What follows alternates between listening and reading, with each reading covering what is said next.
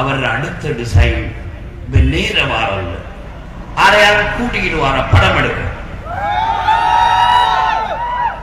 உண்மையில நேற்று சாஞ்ச மருதுக்கு அவ்வாறு திருமுடிக்கா சாய்ந்த மருதுக்கோ அட்டாள சேனைக்கோ பெரியோரும் அது இது பெரிய ஓட்டத்துல வீரர் இல்லாடி அப்படி செஞ்ச மறியலுக்கு போகல ஒன்றும் இல்லை. இது தனி மறியல்.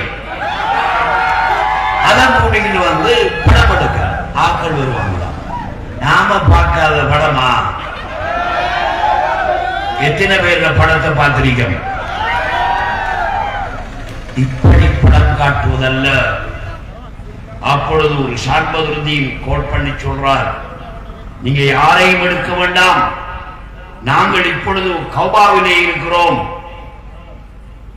நான் இங்கே சொன்னேன், கௌபாவையும் எடுத்துக்கிட்டார்கள் புஜாரியா கழகம்பல. நாங்கள் வந்து உங்களுக்கு ஆதரவை தருவோம் என்று சொன்னார்கள். இவர் வந்து தொப்பி பிரட்டினார். விளைந்தது கலவரம்.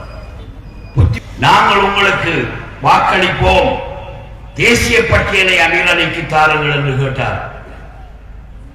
அஸ்வராஜ்யார் ராஜினாமா பண்ணி கொடுத்தார். அதையும் எடுத்துக்கொண்டு ஓடிவிட்டார்கள்.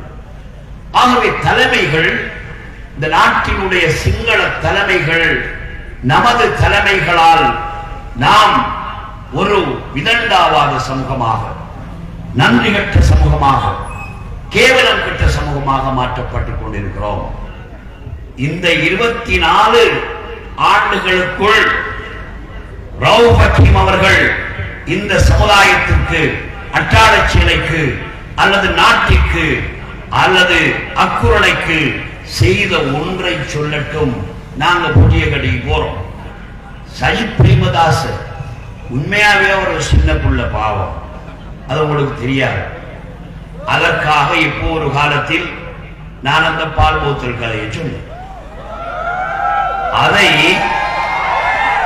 இந்த அட்டாளச்சேனை கூட்டத்தில் ரவுப் ஹக்கீம் தமிழால சொல்லி போட்டு விட்டாய். தமிழால யாசி ஒத்துக்குவோமே, இந்த பக்கத்து ஊருக்காராள் பால் போத்தல் என்று செல்லலாமான்னு கேட்டார். அதை போய் காதுக்க சிங்களத்திலையும் சொல்றேன், நான் எவ்வளவு மோசமான ஆள். அதனால் சஜித்து மரபா போய் கிடக்க.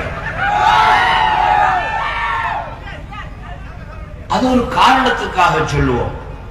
நம்மடாக்கள் எவ்வளவு ஆழமாக பேசுறார்கள் இருக்காங்க. புத்தி உள்ள புள்ள கிசவர்த்தம் முன்னஞ்சி இல்லை திண்டாண்டதனை அர்த்தம். முஸ்லிம்களின் தலைவர் என்பவர் இதற்காகத்தான் சஜித்திற்கு வாக்களிக்க வேண்டும் என்று நிரூபிக்க வேண்டும். நான் அக்கறைப்பட்டு பேசினேன். ஒருமுறை நான் பேசுகின்ற பொழுது ராஜீவ் காந்தியை கொன்றார்கள், இலங்கையின் UNP தலைவர்கள் எல்லோரையும் கொன்றார்கள், அஸ்ரமையும் கொண்டார்கள். இவைகளை பார்க்கின்ற பொழுது இதற்கு ரணில் விக்ரமசிங்க தான் சூத்திரதாரியாக இருக்கும் என்று நான் சொன்னேன். விளங்குறதுக்கு 15 வருஷம் பைன் தூக்கணும். இதனை அங்க அகரபத்திலையும் சிலது கிடக்குதே வேகாதுகள். அவர் அந்த வீடியோ போட்டு பார்த்தீங்களா? ரணிலுக்கு சின்ன கதையை. இப்ப என்ன தான் சொல்றாங்க, ராஜீவ் காந்தியை கொண்டது புலி, இந்தியா தீப்பொழகி இருக்கிறது. ஐக்கிய தேசிய கட்சியினுடைய தலைவர்கள் பிரேமதாஸ், எத்தனை பேரை சொல்லலாம், காமினி, லலித் அத்துலக் முதலி, ரஞ்சன் விஜயரத்ன, அவர்களையும் கொன்றது அவர்கள்தான். அஸ்ரவ கொண்டதும் அவங்கதான். அவங்களோட இவர் ஒப்பந்தம் செய்யறாருங்கிறதுக்கு சொன்னது.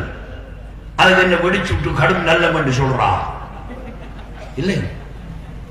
கதைகளினுடைய ஆழம், கதைகளினுடைய விடயங்களிலே கவனம் செலுத்த வேண்டும்.